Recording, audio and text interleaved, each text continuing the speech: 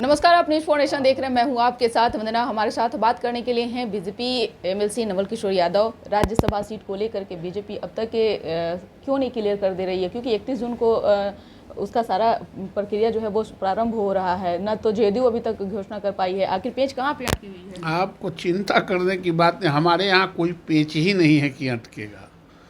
हमारे यहाँ ये कोई प्रदेश के नेतृत्व और केंद्रीय नेतृत्व मिलके लोकतांत्रिक तरीके से हमारे यहाँ उम्मीदवारों का चयन होता है।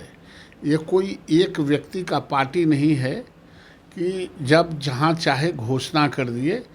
ये पूरी तरह से इस देश में एक ही लोकतांत्रिक पार्टी है, वो भारतीय जनता पार्टी, और लोकतंत्र के तकाजा है कि सामूहिक जिम्मेवारी के साथ हम उम्मीदवारों को तय करते हैं और समय पर। 3 दिन बचे हैं ना?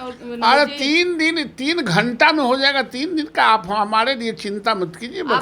इशारों में राजद को ये कह रहे हैं कि मेरा एक पार्टी एक नहीं है, लेकिन आपने राजद की ओर से घोषणा कर दी गई, लेकिन बीजेपी अब तक क्यों नहीं की है? आप एक व्यक्ति के आप ही को तय करना है तो आप हमारा इंटरव्यू लीजिएगा कि नहीं लीजिएगा, डांट के चल जाएगा, ये तो आपका मर्जी।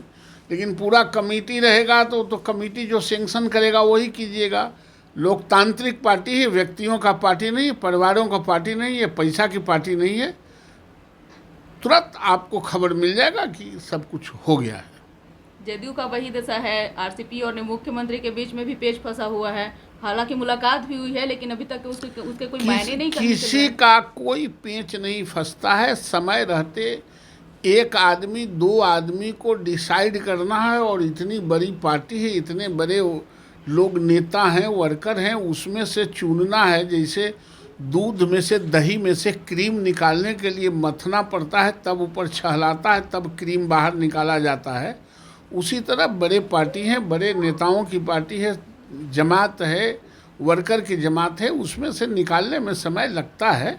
इसलिए चिंता की बात नहीं है। आपने क्रीम निकालने की बात कही, क्या लगता है कि JDU BJP all is well है दोनों में? एकदम ऑल इज वेल। जदयू और बीजेपी में कभी कुछ होता है? एकदम ऑल इज वेल। लेकिन ऐसा लग नहीं रहा है। क्या मतलब, क्या लग रहा है? हाल के दिन में अगर देखिएगा तो 7 विधानसभा परिषद के भी सीट खाली हो रहे हैं। उसमें भी आप लोग लेट लतीफ कर रहे हैं। राज्यसभा में भी अच्छा, तो चुनाव से पहले ही हम लोग घोषणा कर दें? शेष 3 दिन राज्यसभा की सीट में बचे हुए हैं। आप लोग कहाँ? 3 दिन बहुत है ना, 1 दिन बहुत है। आप करेंगे 3 दिन बचा हुआ है, 1 दिन बहुत है। और अब तक ये आपने कोई ऐसा उसमें से नहीं चुन सके कि एकदम हम लोग प्रदेश के नेतृत्व ने अपना मंतव्य भेजकर मीटिंग करके केंद्रीय नेतृत्व को भेज दिया। केंद्रीय नेतृत्व सैंक्शन करके भेज देंगे। लालू प्रसाद यादव भी बिहार लौट आए हैं। तेज प्रताप यादव ने भी घोषणा कर दी है कि जल्द ही बिहार की बदलती तस्वीर भी देखने के लिए मिलेगी। लालू जी का तबीयत बहुत खराब था, अभी आए हैं। हम लोगों की शुभकामना है कि स्वस्थ रहें, मस्त रहें, और हम लोग ज़्यादा क्या कह सकते हैं। अब तो यही ना हम लोग उनके बारे में कह सकते हैं कि स्वस्थ रहें। लेकिन लालू यादव का एक जो राजनीति जो उनका रहा, वो अगर उस तरह से अगर देखा जाए तो राज्यसभा का भी सीटों का ऐलान नहीं आप लोग कर पाए हैं। अब विधान परिषद का भी 7 सीट खाली हो रहा है। तो क्या लगता है कि आगे चल करके पूरी रणनीति बदलने वाली है क्या? कोई रणनीति नहीं बदलने वाली है। देखिए, परिवार में डिसाइड करना और पार्टी में डिसाइड करना, दोनों में थोड़ा अंतर है। तो ये पार्टी है, पार्टी में डिसाइड करने में तो मैंने कहा कि मंथन करना पड़ता है। मंथन करके सारे लोगों के जो एक्सेप्टेंस होता है उसी के आधार पर होता है।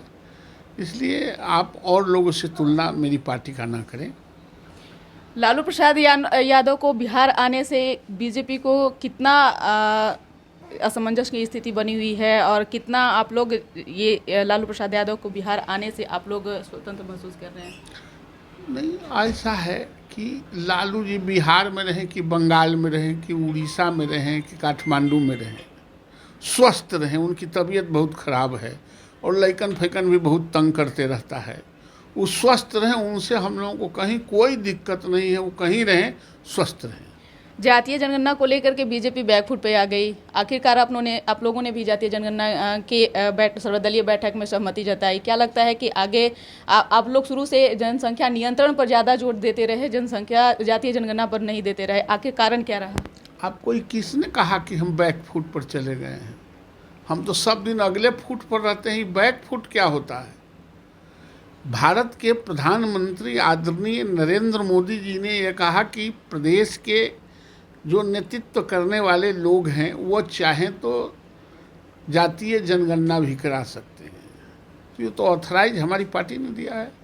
और जहाँ तक दलितों, शोषितों, वंचितों, गरीबों, गांव, पगडंडियों, पिछड़ों, अति पिछड़ों, दलितों को जब जब हक हुकूक की लड़ाई हुई है तो हमारी पार्टी ने लड़ी है। आपको वंदना जी शायद जानकारी नहीं होगा, याद नहीं होगा, उम्र कम है। जब कर्पूरी ठाकुर मुख्यमंत्री बने थे तो हमारी पार्टी ने समर्थन किया था और 27% रिजर्वेशन पिछड़ों को उसी में मिला था। ये हमारी पहल थी। जब 77 में सरकारें मुरारजी भाई की बनी तो मंडल कमीशन की बहाली हुई, हमारे समर्थन से मुरारजी भाई की सरकार थी। जब विश्वनाथ प्रताप सिंह प्रधानमंत्री बने इस देश के तो हमारे समर्थन से सरकार थी जब मंडल कमीशन लागू हुआ। इसलिए दलितों, शोषितों के बात पर हमारी पार्टी बैक फुट पर नहीं अगले फुट पर खड़ा रहती है। ये पैर उचकाने से कोई बहुत दलित और शोषित का कोई शुभचिंतक नहीं बनेगा। वो हमारी पार्टी सबों के लिए और हम सबों के लिए है। बिल्कुल। तो आप सुन रहे थे क्या कुछ कह रहे थे बीजेपी एमएलसी नवल किशोर यादव। हालांकि बीजेपी शुरू से ही जातीय जनगणना को लेकर के ऐतराज जताते रही है, लेकिन अब इधर सर्वदलीय बैठक में शामिल होने की बात कही है। क्या कुछ बातें सामने निकल करके आती वो भी हम आप तक जरूर साझा करेंगे। हालांकि राज्यसभा सीट को लेकर के भी बीजेपी का साफ तौर से कहना है कि अभी दूध से मलाई निकालना बाकी है। जब तक कि मलाई निकलेगा नहीं तब तक कि हम कैसे ऐलान कर सकते हैं। इस खबर बस इतना ही। बने रहिए न्यूज़ 4 नेशन के साथ। धन्यवाद।